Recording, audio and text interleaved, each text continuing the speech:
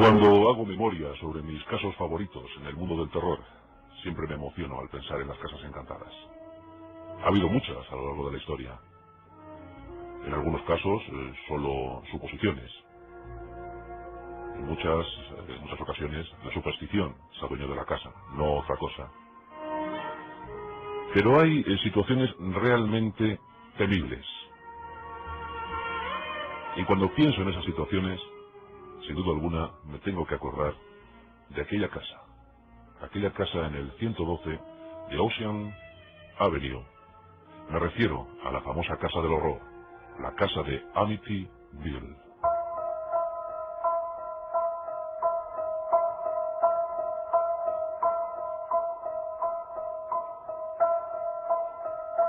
Ronald Lefredo era un tipo tranquilo, amable, simpático. Realizaba muy bien su trabajo. Era administrativo en un concesionario de automóviles. Y el sueldo no es que fuera muy grande, pero sí le permitía mantener una casa confortable, caliente en verano, fresquita en invierno. Vamos, de esas casas raras que van siempre al revés. Y dentro de la casa, pues, su familia.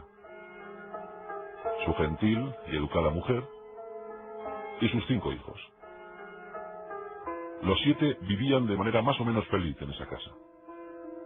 Hasta entonces, nada hacía sospechar que la casa pudiera presentar alguna anomalía. Estamos en el Ecuador de la década de los 70, una década muy interesante para la parapsicología, para la ufología y sobre todo para el cine. El cine entonces se encontraba ávido, se mostraba ávido de nuevas historias. Y la fantasmogénesis, la espectrogénesis, todo lo relacionado con lo paranormal, estaba surtiendo abundantemente a la gran fábrica de Hollywood. Bien, pues esta casa en el 112 de Ocean Avenue iba a dar mucho que hablar. Nos encontramos en el otoño de 1974, en Amityville, una localidad norteamericana, pacífica, y muy en eso que se llama el tipo de vida medio americano. Gentes que dedicaban su fin de semana a la barbacoa, a pasarlo bien, a relacionarse con los vecinos, a disfrutar en familia, a realizar sus trabajos normales y habituales. Pero la familia de Freo iba a tener algunos problemas en ese otoño de 1974. Los 5 hijos eran buenos chicos, más o menos certeros estudiantes. Sobre ellos destacaba el mayor, Ronnie. Ronnie había tenido algunos problemas con las drogas, pero como tantos jóvenes de aquella generación, Vietnam había marcado muchísimo a aquellos jóvenes. Y Ronnie en ese otoño de 1974 tenía 23 años. 23 añitos y ya empezaba a dar problemas. Problemas de ubicación, problemas de personalidad. No terminaba de encontrar un trabajo adecuado. No había sido muy brillante en los estudios. Y encima había desarrollado eso que los psiquiatras llaman una beta viciosa. Ronnie se empezó a interesar por el mal. Sus padres incrementaron las regañinas. Cada vez las broncas eran mayores. Ronnie ya no soportaba las increpancias de sus padres y tampoco soportaba a sus hermanos. Y empezó a urdir un plan. Recordamos, otoño de 1974. Un buen día, no sabemos si era fin de semana o no lo era. El caso es que la noche anterior la tensión se había adueñado del hogar. Las paredes de aquella casa se habían impregnado de estímulos muy negativos. Ronnie tenía la mirada desviada. Ronnie no quería hablar con nadie, ni con sus hermanos ni con sus padres. Y esa noche la pasó en vela, acaso ya preparando el trágico y macabro plan del día siguiente. 12 de noviembre de 1974. La familia se reúne en torno a la mesa. Van a saborear una espléndida comida que ha preparado la mamá. Los 5 hijos y los padres se encuentran degustando el menú. Lo que no podían sospechar es que Ronnie ese día, que por cierto se había mostrado muy agradable, muy amable, incluso se había ofrecido para colocar la mesa, para llevar los platos hasta la mesa, pues como decía, no podían sospechar que Ronnie había decidido ya actuar, poner fin a tantos desbarajustes. Ronnie quería vivir en libertad. Ronnie quería volar. Pero eligió mal la forma de volar. Nadie sabe cómo se pudo hacer con tanta cantidad de barbitúricos, pero se hizo con ella. Sin que nadie se percatara, esparció el contenido de las pastillas en los diferentes platos. Y la familia empezó a comer. Empezó a comer, es la típica comida norteamericana, donde hay muchos platos repartidos por la mesa, se los van pasando unos a otros, se ríen, comentan las incidencias de la jornada. Ya os digo, no podían sospechar que Ronnie había obrado de esa manera. Lentamente el sopor se fue adueñando de padres y hermanos de Ronnie. Y cuando estaban todos casi ya aletargados, Ronnie se levantó, subió a su habitación y bajó de ella con un Marlin del 35, un fusil. ¿Cómo tenía Ronnie ese fusil? Pues lo tenía. Seguramente lo había comprado en el mercado negro de armas. Con el Marlin lo empuñó decididamente y empezó a matar a su familia, uno a uno, un tiro en la nuca. Comenzó por su padre, después su madre, y luego sus 4 hermanos. Acabó con los 6 miembros de su familia. Acabó con su vínculo familiar. Acabó con lo que él entendía su pasado. Mató a los 6.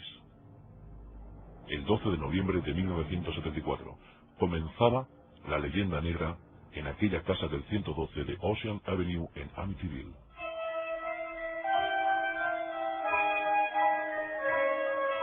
No hubo excusas. No hubo tretas posibles. Intentó justificar. Intentó decir que él no había sido. Pero todo lo que había preparado se vino abajo en 2 segundos. La policía le prendió. La policía le detuvo. Y le llevó a la cárcel. Mucho se comentó en Amityville. Hasta entonces había sido una localidad muy tranquila. Y aquel juicio se prolongó mucho. Fue el juicio más largo que había visto aquel condado. Durante un año las sesiones se sucedieron. Intervinieron psiquiatras, psicólogos, detectives, especialistas. No había lugar a la duda. Ronnie era el culpable. Y en consecuencia fue condenado. Diciembre de 1975. Ronnie iba a la cárcel.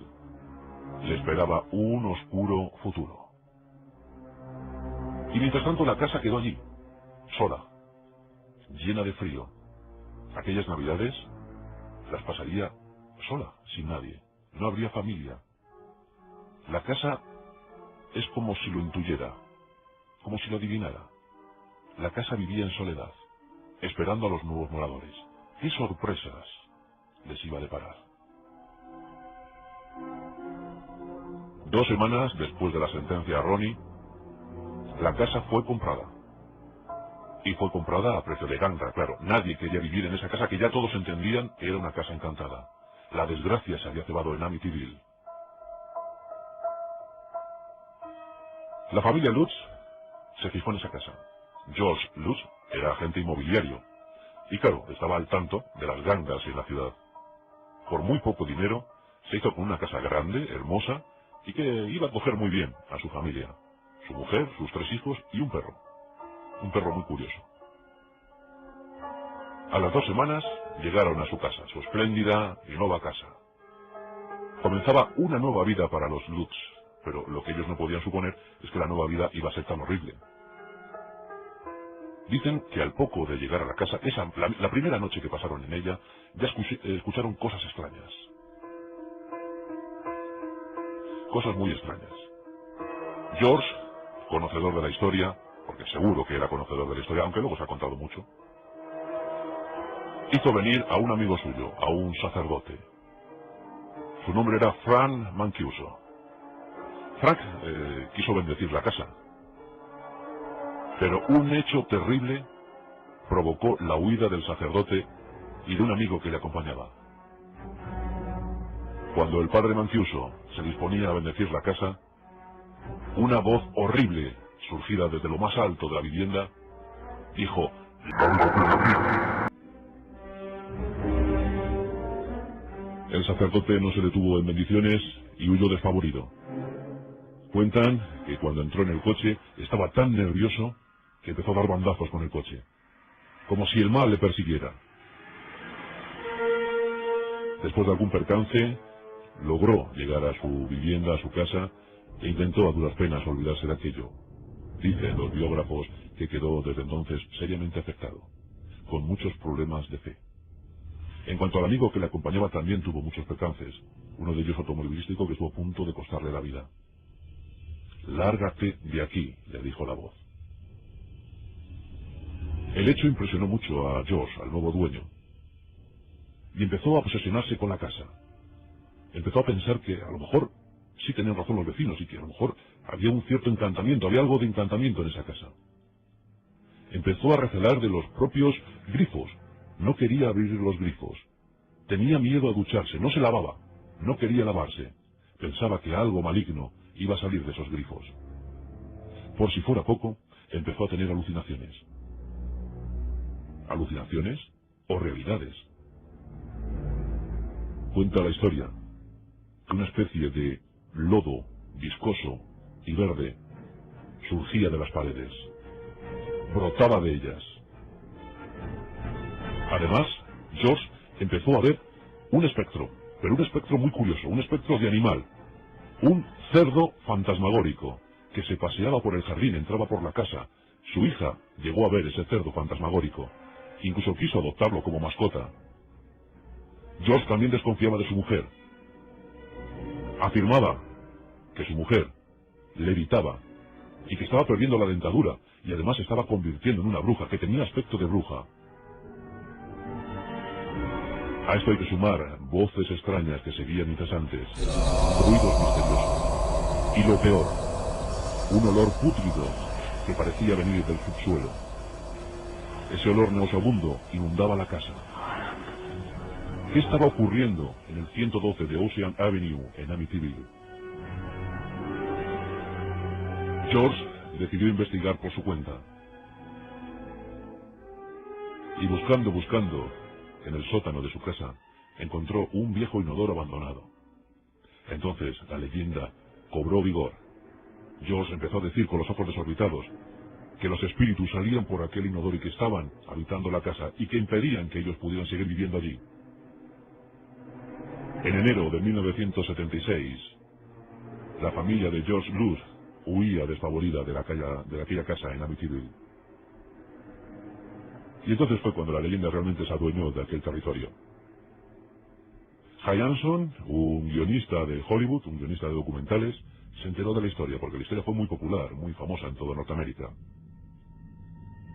Y rápidamente empezó a confeccionar un guión. Buscó precedentes tremendos y sanguinarios en aquella casa. La historia de Ronnie, los sucesos en la familia Lutz. En fin, había muchas cosas, había que investigar. Y en su desesperación por encontrar datos, llegó a imaginar, casi de forma fraudulenta, que en los territorios donde estaba ahora la casa, antaño había un hospital que recogía indios dementes, locos, indios moribundos, que allí morían y que allí eran enterrados. La fábula se adueñó de la historia.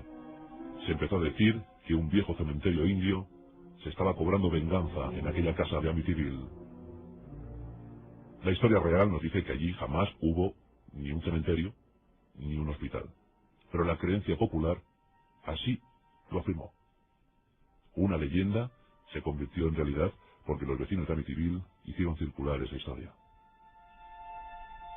Amityville fue llevada al cine, aquella casa fue llevada al cine con numerosísimas entregas. Pero la historia real es esta que os hemos contado hoy en nuestros pasajes de la historia del terror. Aquella casa en Amityville.